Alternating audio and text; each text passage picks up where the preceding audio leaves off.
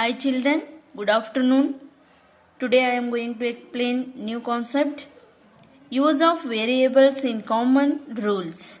Okay, yesterday 11.1 completed. So complete that notes and exercise problems. If any doubt, ask me in WhatsApp group. Okay, next. Today, use of variables in common rules. Okay, rule from geometry. See children, variables are not fixed. Yes. So, first we have to read rules from geometry. How to use in geometry variables. Okay. See children, we have already learnt about the perimeters and areas. Okay. In previous classes. Perimeter of a square and of rectangle in the chapter on mensuration. Here we go back to them to write them in the form of rule. Okay, see here children, how to use variables. See here, first geometry. First one, perimeter of a square. We know that perimeter of a square.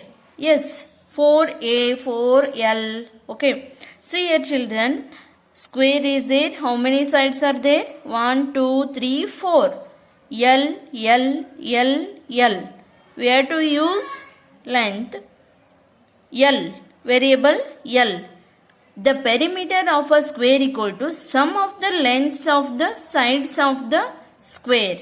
Okay. 4 times the length of side of the square. 4 times. 4 times means we have to multiply. Okay.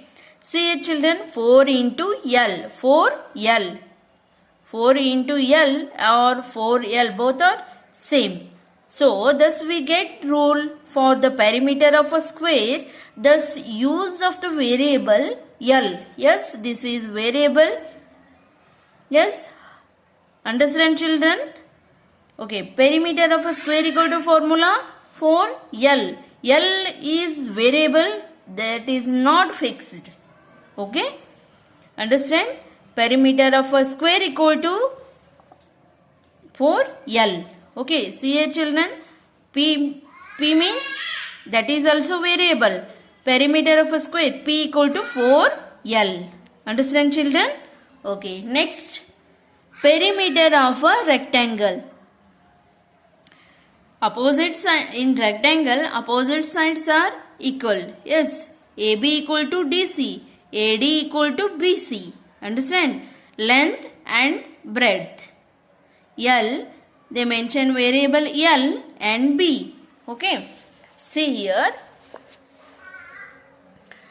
Perimeter of a rectangle equal to length of AB plus length of BC plus length of CD plus length of AD.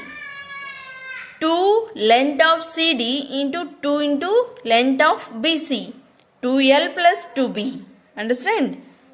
Finally, you get answer P equal to perimeter of a rectangle equal to P equal to 2L plus 2B. Yes, L and B are variable. They take on values independent of each of other. Notice there, see here children, each other. That is the value one variable takes does not depend on what the value the other variable has taken. Okay.